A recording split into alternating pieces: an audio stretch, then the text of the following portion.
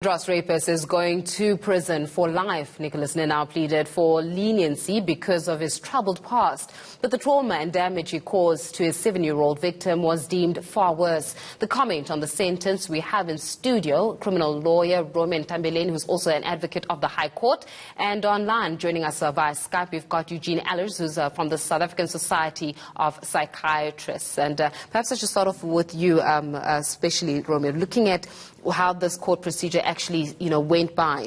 And considering the fact that various political parties were calling for an even harsher sentence, do you think that was justifiable?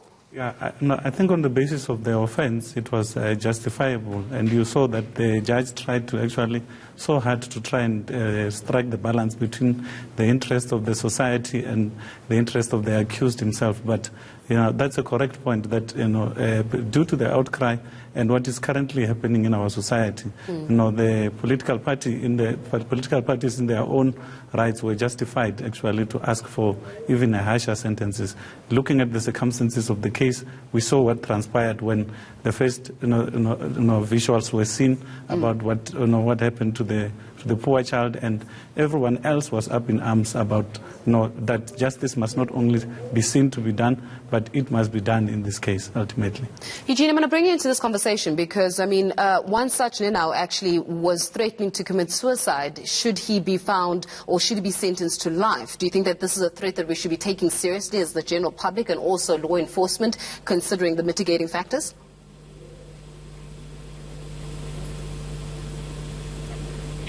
Well, there are two things about it. The first one is would the suicide be due to mental illness, or would the suicide just be manipulative? So I think it is important to note that, one should actually distinguish between the two. So if a person makes a threat of suicide, in terms of, one could actually think that it might be more manipulative than due to mental illness. If it's due to a mental illness, that's a different story. And then that really should be taken seriously, yes.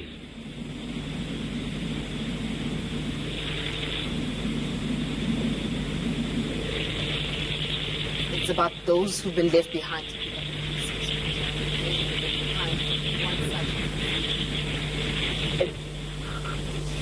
Justifiably so.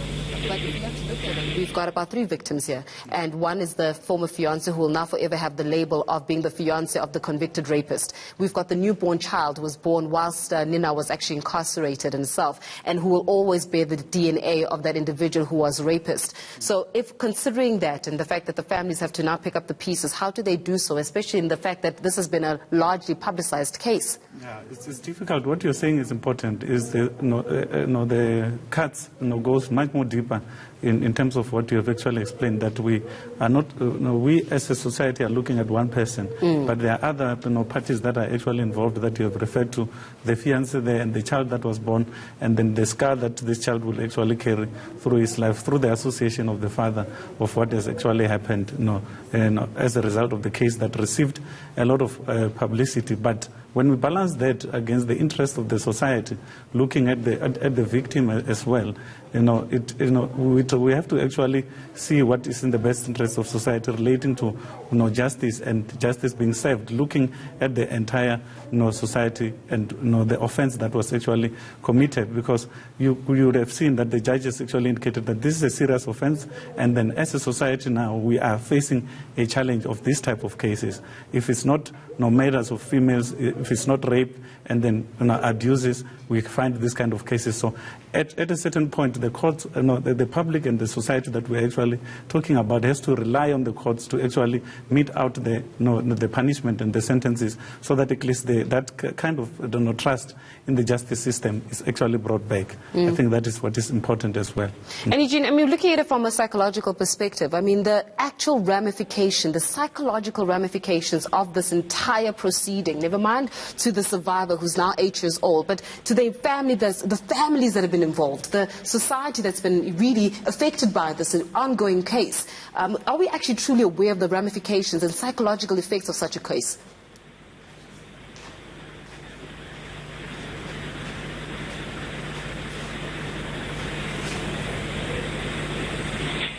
Bad people, childhood traumas are bad for people, and this is a trauma for everybody. And it's a trauma for the perpetrator, it's a trauma.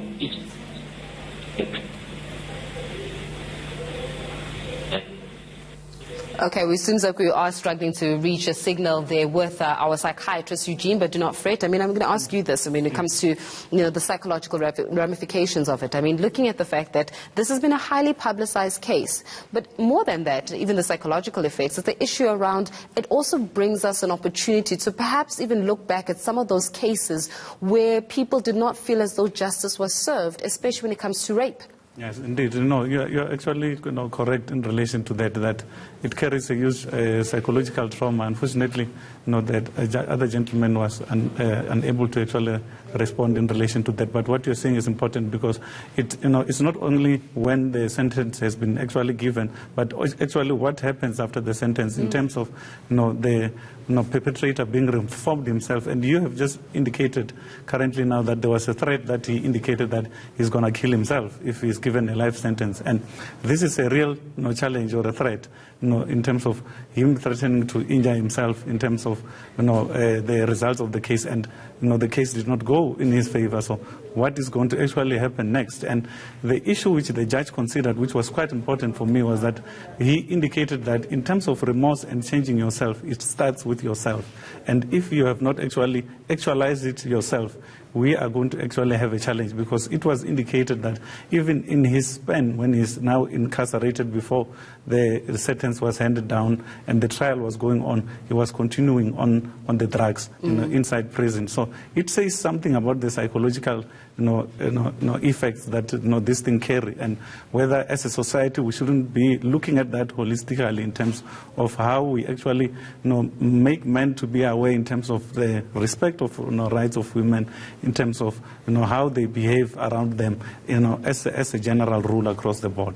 I was also very surprised, delightfully surprised at the fact that even the judge was questioning the intention behind reciting the poem. So whereas individuals may have seen it as a sign of remorse, the judge was saying that no, that doesn't necessarily indicate that you're remorseful by you reciting a poem as such. No, you're correct. The judge was not impressed, at all. He is an experienced judge, and he has given a very valued judgment, trying to balance the interest of the accused against the interest of the society. And you see, he spoke about deviating from the normal circumstances, and he said, I don't find anything here, as much as I try hard to look so that I can deviate from normal sentencing that are prescribed in terms of the prescribed minimum sentences act. I can't find anything. So instead of that actually helping him of reciting a poet, let's rather recite a poet on our daily lives, basically in respect of women, in the walks of life that we actually do in our workplaces, where we interact with women.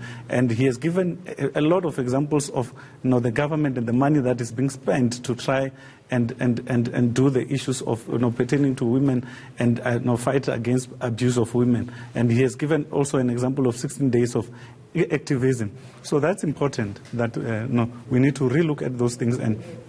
And it's not about the issue of just reciting a poem, and then when you think that now the judgment day is recalling, and then the judge took that as playing for the gallery. He was not impressed at all. Yeah. Well, unfortunately, as you and I were both speaking about the fact that unfortunately it's now about those who appear to pick up the pieces. Now that this case is actually concluded and the proceedings and sentencing has actually been handed down, but they're still lives and they're still victims of this entire saga that need to literally pick up the pieces in the public eye and continue. Romeo, we're going to leave our conversation there for this afternoon, but thanks so much for joining us, shedding some light really as we analyze really a public case there when it comes to the handing down of a sentence to one such Nicholas Ninow.